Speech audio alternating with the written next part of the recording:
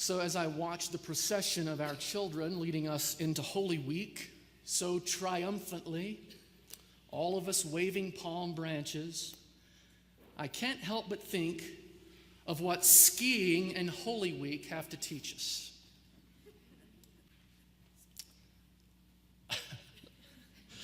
My children and I have really amped up our ski skills this season. It's been fun to watch my 8-year-old and 5-year-old triumphantly march into this new experience with spirits of openness and adventure. In fact, I have this great photo of my 5-year-old son triumphantly waving to the camera as he glides past another child who had just wiped out, as if to say, "Easy breezy stuff, Dad. Never mind this guy over here." And of course, I didn't ask his permission to say that. Of course, I celebrated this triumphant son of mine, and then this weekend, I learned another side to it. As I skied over to pick him up from ski school toward the bottom of the slope, I noticed a little kiddo being tended to by the ski patrol. He looked awfully familiar. Turns out Aiden Darty had taken a spill, and it turns out that his ski popped off, and the instructor said his leg was hurt. Well, actually, he said his leg was hurt. I think he was more affected by being wiped out from a long day than the wipeout down the hill. He hopped on his one hurt leg as a sign of healing, I think, and they loaded him up on the snowmobile and took him in.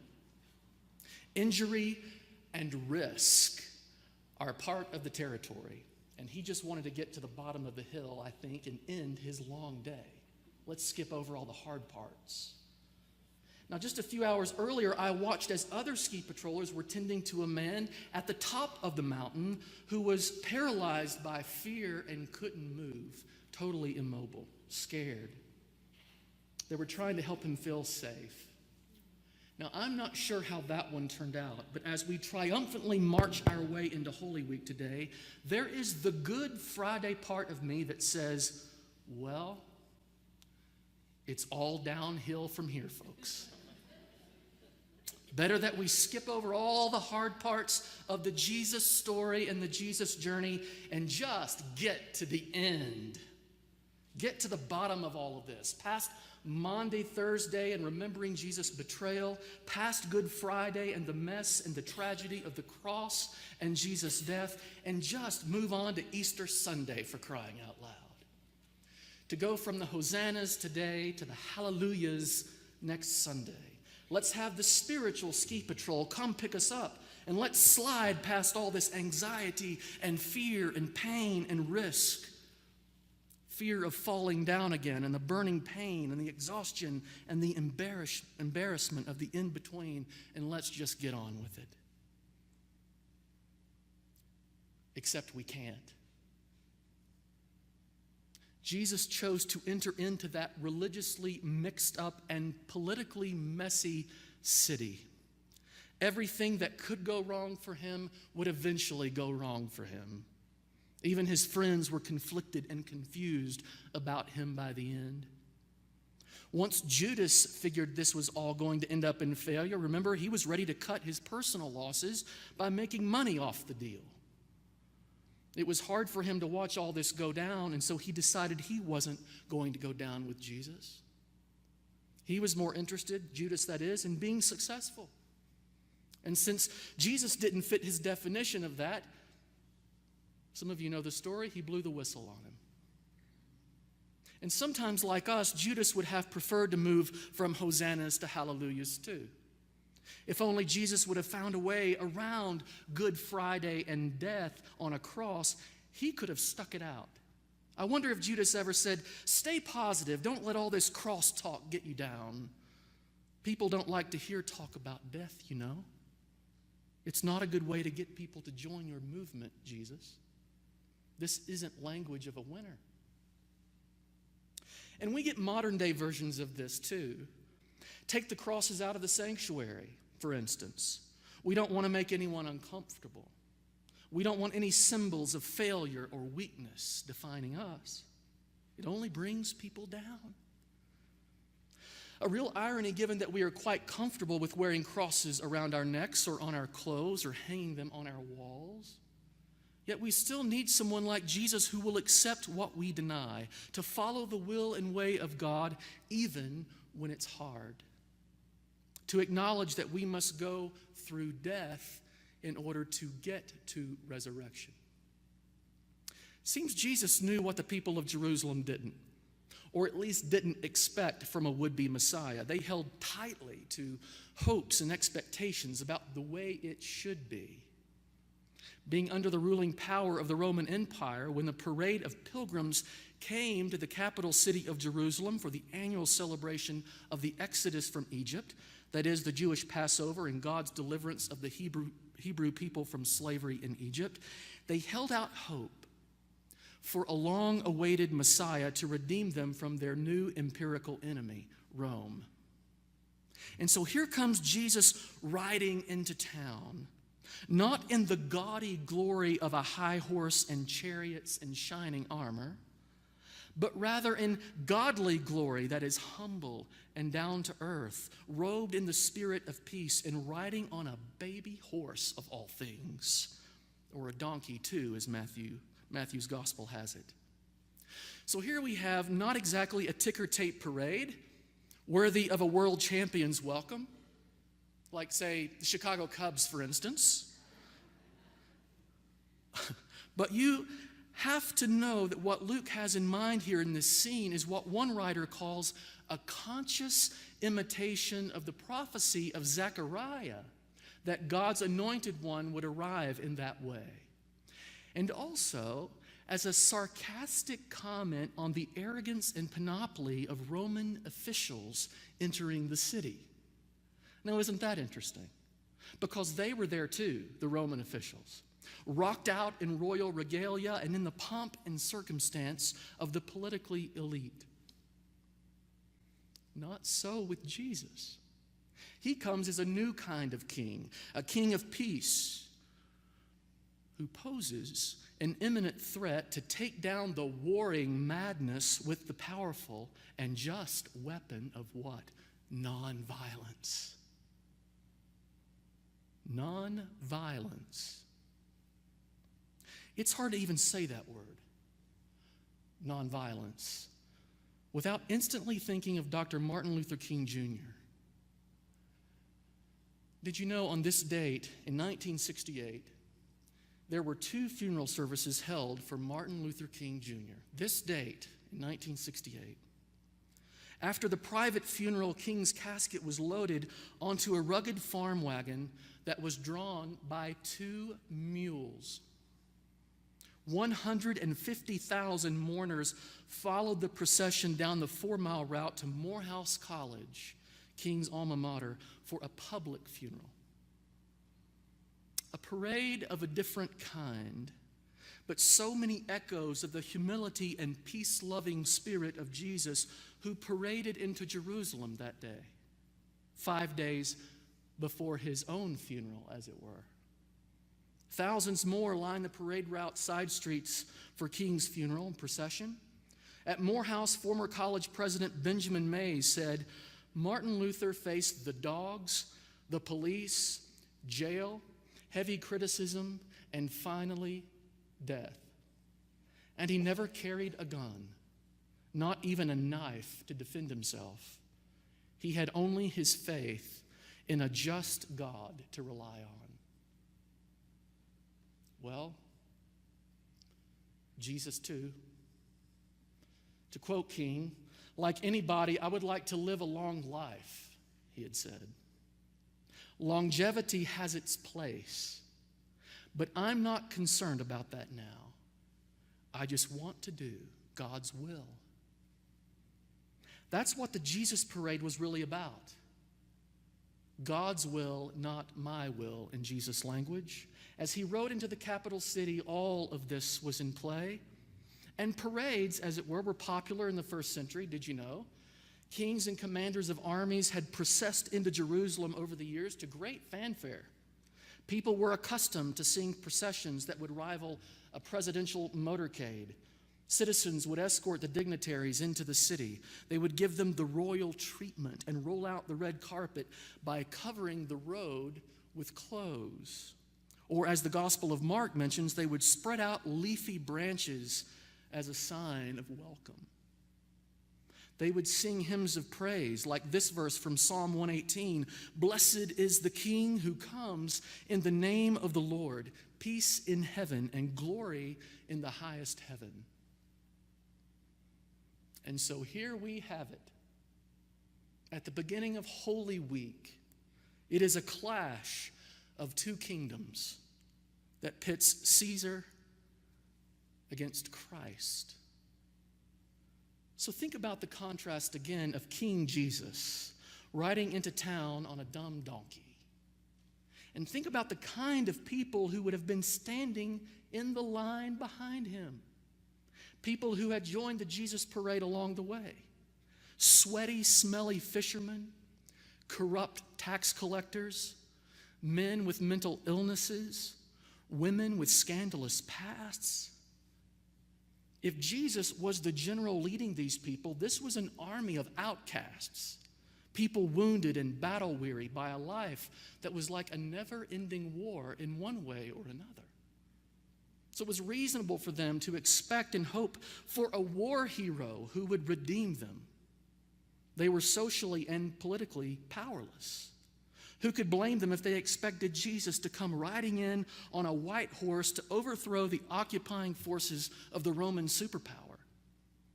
They expected him to be a political Messiah, many of them anyway, some even a militant Messiah. Loads of people's expectations were riding on Jesus, who was riding on this baby horse into the capital city. But anyone who marched with Jesus for a time quickly realized that he tended to do the opposite of what people expected him to do. Jesus was terrible at living up to people's expectations. His obedience to God led him to do and say some unusual things like, "The first shall be last, and the last shall be first. If you want to be my disciples, sell all that you have and give it to the poor. A person who finds their life will lose it, and the person who loses their life for my sake will find it." Huh? Jesus. Easy to admire, hard to follow. Danish philosopher Søren Kierkegaard once said, "Jesus' whole life on earth, from beginning to end, was destined solely to have followers and to make admirers impossible." It's the gospel-y gut check of getting aware of the parts of myself that prefer to step aside rather than to step up. That's the dilemma all of us have with Jesus, I think, at one time or another. And so what's the difference between the two, a follower and an admirer? Well, a follower strives to be what he or she admires. An admirer, however, keeps himself or herself at a distance, personally detached. Admirers are willing to serve Christ as long as proper caution is exercised, lest one personally come into contact with danger. And that's just it.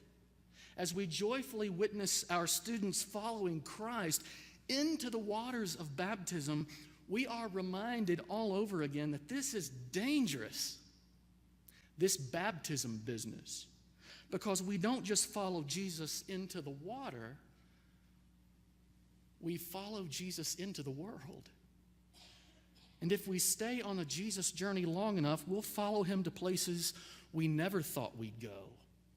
We'll be called by God to do things in the name of peace and justice that we never thought that we would do. So today, there is zest and inspiration in our Palm Sunday celebration. And we need that. And there are things that happen during this upcoming Holy Week that are upsetting and difficult and startling. And we can't skip over that as much as we would prefer that. In her book, Plan B, Further Thoughts on Faith, Anne Lamott echoes this. She writes, I don't have the right personality for Good Friday, for the crucifixion. I'd like to skip ahead to the resurrection. In fact, I'd like to skip ahead to the resurrection vision of one of the kids in our Sunday school who drew a picture of the Easter bunny outside the tomb, everlasting life, and a basket full of chocolates. Now you're talking. Yeah. If only. But if only we follow Jesus all the way to Easter Sunday, we have to go through Good Friday first. After all, it's a Good Friday world we live in. Innocent people suffer and die. As we feel our anger and grief over the chemical bombings in Syria this past week, lost life, children too. Tragic events just this morning in 2 different Egyptian cities where at least 35 Coptic Christians were killed by bombings as they worshiped and observed Palm Sunday. The gray and grief of Good Friday kinds of experiences happen to us in tests that come back positive, or when smart, hardworking people still get pink slips. Tragedies the world over, tragedies within and without and around us, disappointments and sufferings of every layer and kind. We need the kind of God who knows what it means to walk through the valley of the shadow of death, who suffers our struggles with us, who grieves our losses with us, who knows what it's like to be betrayed by people he loves. On the first day of the last week of his life, Jesus had tons of admirers. But as the drama of that final and fatal week unfolded, it began to dawn on people like Judas that the end was near for Jesus. And if he didn't play it safe, he just might go down with him. Never mind Jesus' expectations of him and us and teachings of wisdom to deny ourselves and die to the world. Hard to follow Jesus there. It's a little bit easier for those of us who 2,000 years this side of the cross know that there's more to the story. And we can read it from start to finish. And maybe that's the thing. If Jesus' admirers could have known the rest of the story, maybe they would have gone all the way to the cross with him.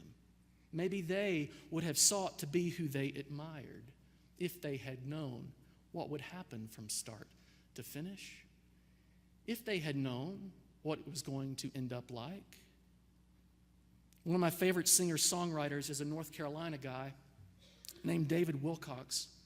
He has this great song that says, start with the ending. Start with the ending.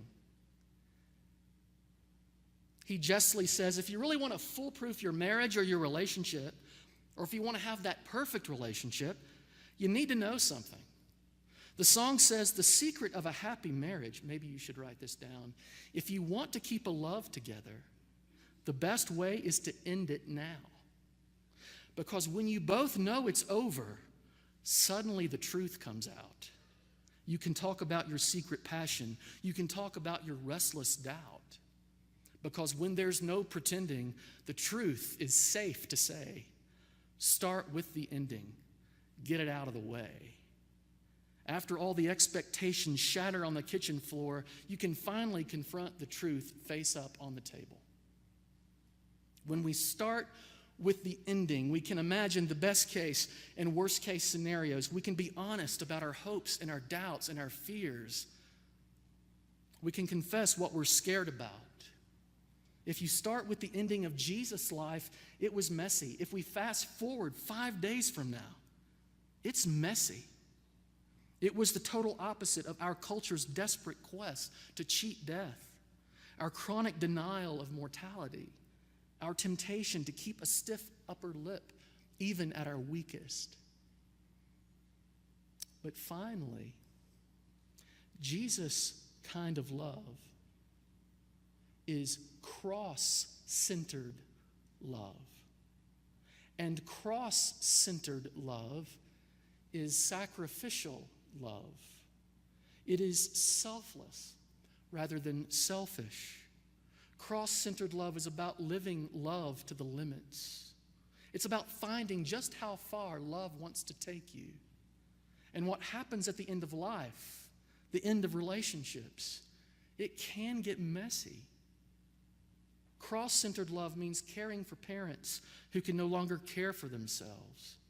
Cross-centered love means being the hands and feet for a spouse when they are so weak from chemo treatments that they can't walk. It's messy. Cross-centered love means staying up late at night, listening to your friend process going through a divorce. It's easier to admire the truth than to actually follow it. It's easier to stay at a safe distance so that we won't get hurt. If we don't get too involved, then not much will be expected of us. Or at least we won't be disappointed, because it's easier to settle sometimes for the illusion of intimacy than to actually experience it. But as we watch Jesus make his way to Jerusalem, can we accept him on his terms rather than ours? What kind of courage and commitment will it take to march in the Jesus parade, whatever path it takes, rather than be spectators on the side of the road? We are only at the beginning of this Holy Week, and there is still time for us to loosen our grip on our own expectations and follow Jesus all the way to the cross. But we don't know what the end of the week or the end of this day will hold, for that matter. It is my prayer and longing, and maybe it's yours too, just not to keep at a safe distance. I mean, I want to, but I don't want to. It leaves me wondering where Jesus just might lead us. Wherever it may be, may we with triumphant humility, make this our prayer as we take the downhill road to Holy Week. I'd rather walk with you in the dark, O God, than to walk by myself in the light. Amen.